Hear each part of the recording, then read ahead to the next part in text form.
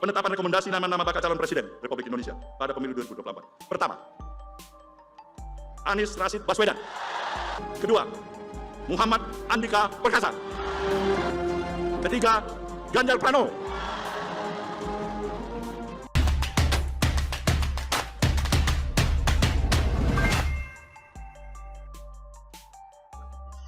Anies dan bunuh diri politik Surya Paloh, ditulis oleh Argo Javires dari siwar.com.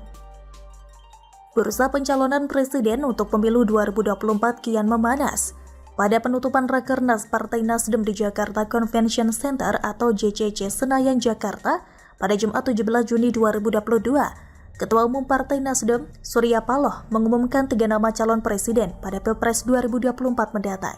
Ketiga nama yang disudul partainya itu adalah Gubernur DKI Jakarta Anies Baswedan, Panglima TNI Jenderal TNI Andika Perkasa, dan Gubernur Jawa Tengah Ganjar Pranowo. Para cebong pun termehek-mehek berat. Pasalnya, pertama, ada nama Anies di situ. Reaksi yang wajar sebab bangsa ini masih waras. Sekalipun setiap partai politik punya mekanisme tersendiri untuk menentukan calon presiden mereka, kadang saya berpikir kok bisa ada spesies intoleran macam begini ini yang hidup di NKRI dan diusung oleh parpol yang katanya nasionalis sejati itu. Kadang-kadang saya merasa geli sendiri. Ya jelas saja ini keputusan bunuh diri politik paling fatal dalam sejarah berdirinya Partai Nasdem. Akibat mengikuti tren yang justru merugikan kredibilitas partai dan menghancurkan karir, serta reputasi politik Surya Paloh yang telah ia bangun dengan susah payah selama ini. Kedua, ada juga nama Ganjar di situ. Fakta mencatat Ganjar adalah PDI Perjuangan, tegak lurus pada partai. Soal penunjukan calon presiden dan wakil presiden, Ganjar sudah legowo. Itu adalah murni kewenangan Ketua Umum PDIP, Megawati.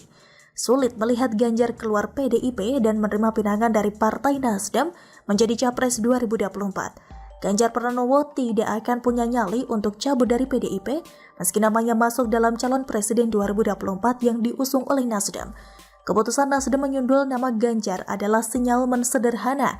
Mereka kepepet pelaku utama di balik layar dengan segala macam cara untuk membesarkan Nasdem. Ketiga, ada nama Panglima TNI Jenderal TNI Andika Perkasa. Fakta juga mencatat, beliau adalah Panglima TNI aktif. Penunjukan secara sepihak oleh Nasdem berpotensi mengganggu konsentrasinya sebagai Panglima TNI yang tugasnya sangat berat untuk menjaga NKRI, termasuk namun tak terbatas menangani konflik di Papua. Ya begitulah kura-kura, wajar bagi Nasdem latah sebab Nasdem adalah partai kecil yang belum memenuhi persyaratan presidential threshold.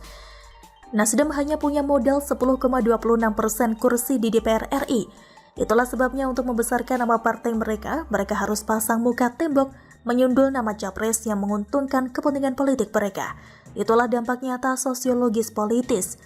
Besarnya nama figur menjadi suatu pilihan, politik tidak mengenal lawan dan kawan. Politik itu murni kepentingan kelompok, apapun manuver Nasdem. Dari 3 nama yang mereka usung itu, kursi presiden tetap saja hanya ada 1. Saya dan mayoritas rakyat yang masih waras tidak melihat Surya Paloh ingin memberi yang terbaik bagi bangsa dan negara. Ini malah petaka dan bunuh diri politik bagi Nasdem, khususnya Surya Paloh yang telah gambling menyundul Anies sebagai calon presiden pada Pilpres 2024. Secara hitung-hitungan politik sudah pasti tumbang, itu logika sederhana. Tapi ya sudahlah, biarkanlah para kaum bumi peang, peminum kencing onta, golongan onta buntelan sampah, kecoa, tikus, kucing garong, mafia, preman parkir liar, sampai preman berdasi, berbahagia tertawa terbahak-bahak junjungan mereka diusung partai politik miliknya Surya Paloh. Sikap saya jelas, NKRI butuh pemimpin rakyat yang berani, lugas, dan pekerja keras untuk membangun bangsa dan negara, bukan penipu. Fakta mencatat Nasdem dan PDIP adalah 2 partai politik yang paling terpercaya dan terandalkan sebagai garda terdepan, avant-garde dalam mempertahankan NKRI dan 4 pilar kebangsaan. Kader-kader Partai Nasdem dan PDIP telah terbukti siap mempertaruhkan segala-galanya, bahkan nyawa mereka, demi keutuhan NKRI dan kokohnya Pancasila. Namun dengan diusungnya Anies secara terang-terangan oleh Nasdem dan direstui oleh Surya Paloh, terbukti sudah hasrat berkuasa adalah tujuan besar Nasdem. Segala cara dilakukan untuk bisa meraih kekuasaan.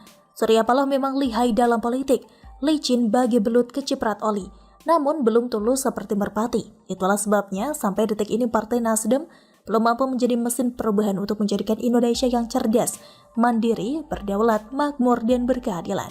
Disinilah kecerdasan rakyat Indonesia diuji untuk menentukan pilihannya pada pemilu 2024 mendatang untuk menentukan nasib bangsa ini apakah akan berubah menjadi cerdas atau tetap tolol permanen. Kura-kura begitu.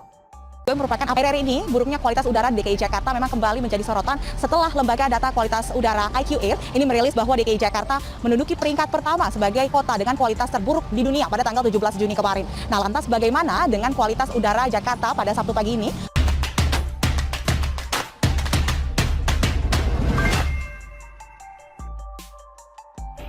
Kualitas udara DKI terburuk di dunia. Anies gak pamer ke medsos? Ditulis oleh Syardi dari siwar.com. Pada Februari 2021 lalu, Anies memamerkan kondisi udara di ibu kota yang lebih bersih selama pandemi COVID-19 saat mengikuti acara Forum C40 bersama sejumlah kepala daerah dan tokoh dari berbagai negara. Mari kita ambil pandemi COVID-19 sebagai contoh, karena pergerakan orang dibatasi, ekonomi kota melambat. Namun, di sisi lain banyak kota dan penduduknya mengalami pengalaman langka. Apa itu? Udara bersih, kata Anies. Anies menyebut DKI berhasil mengambil momentum udara yang lebih bersih dengan mencapai beberapa tonggak masalah transportasi dan mobilitas. Akan tetapi prestasi tersebut lucu dan konyol, karena itu terjadi karena masa pandemi, di mana banyak orang enggan keluar rumah dan WFH. Itu bukan prestasi. Itu juga bukan sesuatu yang layak dibanggakan karena hanya sementara. Setelah pandemi, keadaan akan kembali seperti semula, bahkan bisa lebih parah. Dan ternyata memang benar, beberapa hari terakhir kualitas udara di Jakarta tercatat menjadi yang terburuk di dunia, bahkan pada pagi ini. Catatan tersebut merujuk data kualitas udara atau Air Quality Index atau AQI dari situs AQR. Dilihat dari situs AQR, indeks kualitas udara di angka 192 atau tidak sehat, konsentrasi PM2.5 di udara Jakarta saat ini 27 kali di atas nilai panduan kualitas udara tahunan WHO. Apakah Anies akan memamerkan prestasi ini di media sosialnya? Jangan harap, ini bisa memalukan citra politiknya yang dipoles dengan mulus. Palingan ini akan menjadi tugas dan tanggung jawab Wagub DKI yang sudah terbiasa menghalau kritikan demi menjaga nama baik Anies. Sebenarnya biang keroknya cuma satu, yaitu kemacetan yang semakin parah setiap tahunnya. Apakah ini hasil dari kebijakan yang diklaim terbaik di dunia? Tahun lalu mengklaim transportasi di DKI sudah sangat mumpuni dan berkembang pesat. Lalu kemacetan DKI semakin berkurang. Di forum C40 tadi, Anies juga menyebutkan Jakarta berhasil menurunkan urutan kota termacet sedunia.